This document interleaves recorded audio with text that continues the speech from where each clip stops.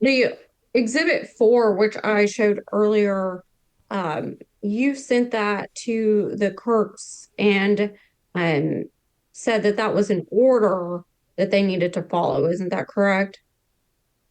I sent that to Sandra from my phone. She was the only one that had received that, and I'm not quite sure what is mean by a forged document. Did you make the document? I did or make the original document off of a document that was made for my older children because I did not have finances to file a court case. So you've just admitted that you made a document with a judge's signature that the judge didn't sign.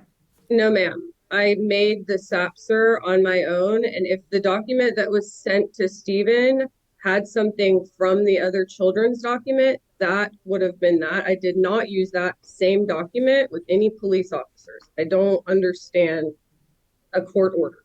It wasn't, it was a SAPSER. A SAPSR can be a court order. I'm trying to understand how a petition got a judge's signature on it that was sent from Probably the here. wrong document was, I'm sorry. Well, it wasn't a wrong document. It's a cut and paste document at best. Ladies and gentlemen, when I say that women have no shame and that they will do some of the craziest things, this video pretty much sums it up. Without further ado, you read the title. Let's get right to it.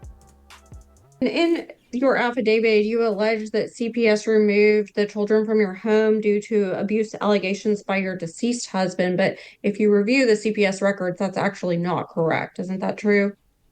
There's a very long story that surrounds CPS. If we want to get into that, we can, but to me, it seems like 6 years ago.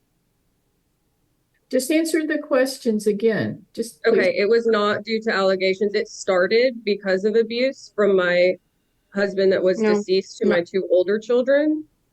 The reason that the children, the reason that all three children were removed from your care had nothing to do with any physical abuse allegations by your ex-husband. Isn't that correct? Trying to lie. That's incorrect. So the reason they were removed, is that what you said? Can you state that again?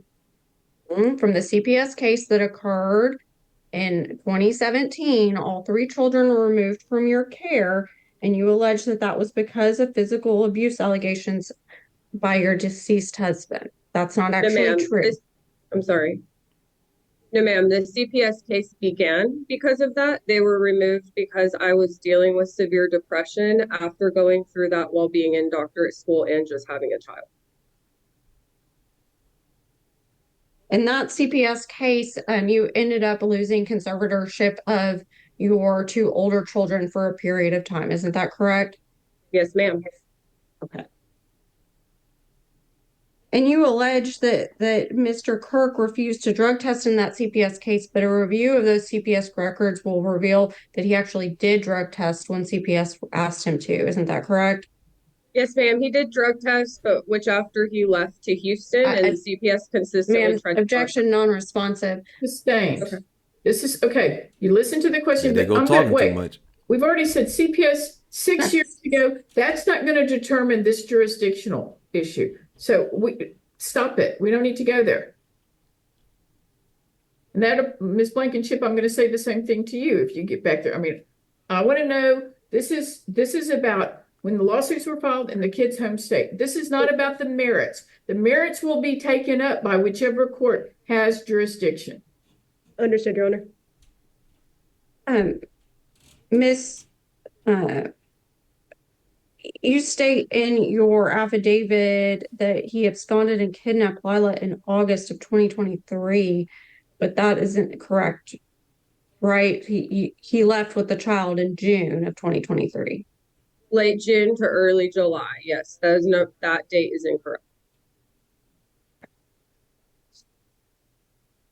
The exhibit 4, which I showed earlier, you sent that to the Kirks and said that that was an order that they needed to follow. Isn't that correct?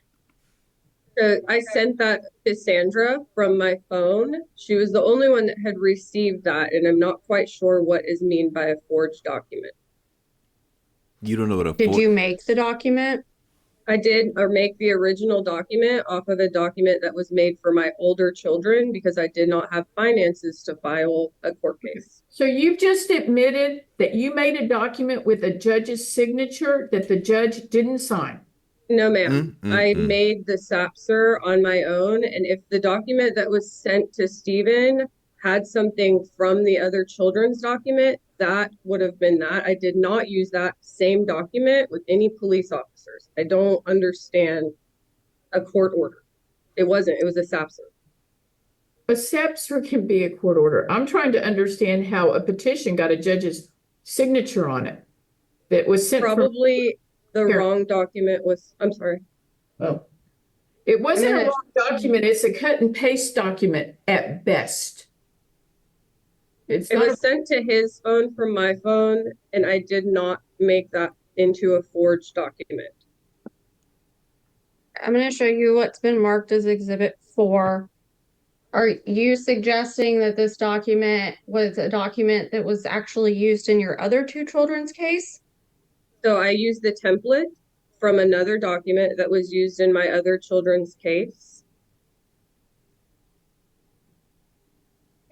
And what was the purpose of creating this template? To file with the court. So, but you sent it to the Kirks and along with messages saying that there's this court order and you're going to enforce it and they're going to get kidnapping charges. Isn't that correct? This is the document that was sent to them, correct? He was aware there was a SAPSER filed. Can you explain how that SAPSER document got a judge's signature on it? I can't explain that, Your Honor, but as I look at it, it seems as though the document that I was creating had copy and pasted to that document, and I sent the wrong one to Sandra. She is lying. I tried to hold it for as long as I could. This woman is lying. You don't know how the signature got up there? Funny face. You just have no clue. And then conveniently, like I cannot stand the fact that women will tell lies thinking that people will just be like, oh, okay, well, this is what it is. And they will hold tight to that. Let's keep it going. Same SAPSER that was filed in the state of Texas. Okay, well, I do understand how that I'm going to works. stop you because I think there is a crime for creating government documents or messing with, but I'll leave it at that. And so I understand. I will just caution you that I think there could be some potential criminal liability about that. I understand.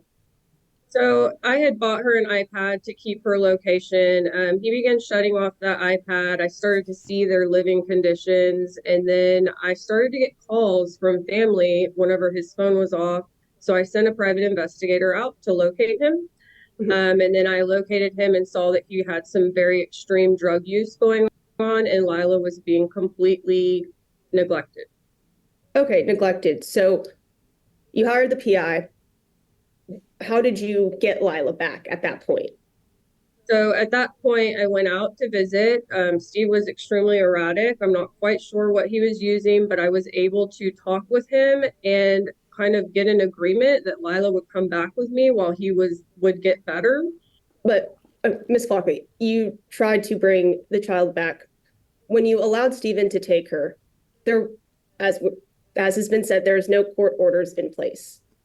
So why was it that you, even with him have done something similar before, why was it that you allowed this summer visit to New York with him?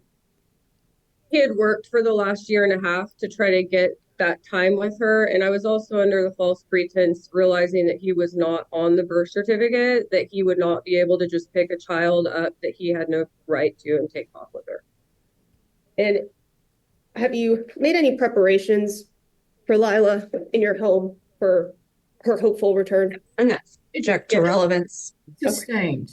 What does that go to jurisdiction? I'm not trying the merits of this case today. Has the child ever lived, besides the summer visits, weekends with Mr. Kirk, she ever known any other state as home where she goes after school? Absolutely not. Except for the last school year.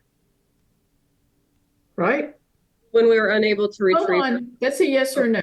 The child's been in school in New York for the 23-24 school year. Right? Yes, sir. Okay. So other than that school year, you can ask the question, but all right.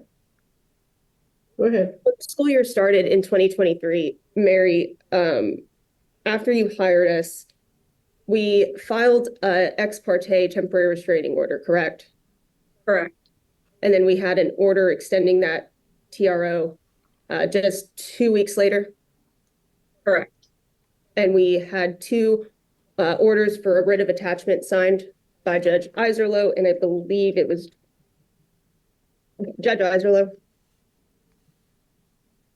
Correct. Okay, so you tried to do something during the school year of 2023. I did. Okay. You indicated that CPS or that Lila was only out of your care for 6 months due to CPS, but the records show that it was at least a year. Is that correct? Oh my goodness. It was around 8 months. It started in January of 2017, and we have records that show that in January and February of 2018, Lila was still in Mr. Kirk's custody. Do you disagree with those records?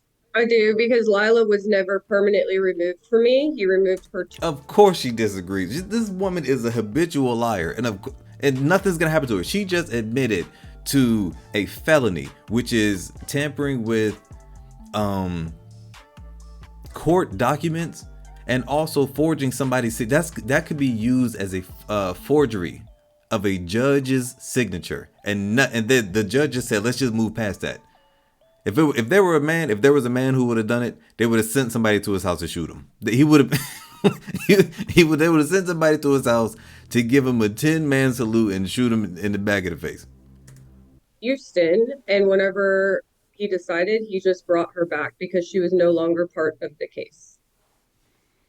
If you reviewed the records, you would see that Lila was in daycare that entire time in Houston. Do you disagree with that? She moved back and forth. I do disagree with the full time her being there. Correct. And you indicated that Mr. Kirk took Lila to New York in May of 2021, but in actuality, she had been living in New York since at least 2020. Isn't that correct? Lila had a stint in New York for about 6 to 8 months. That's the only other time she's been there. So we have records that we've introduced that show that Lila was in preschool from September of 2020 all the way through September of 2021, and that she was also enrolled in the school district from in the fall of 2021 all the way until she was unenrolled by you in 2022. Do you disagree with that? I need to double check on the preschool records, but I don't 100% disagree. I don't believe she was there for a full year. This was during COVID. And you stated that during this period of time, you were unable to locate her in this 2021-2020 period.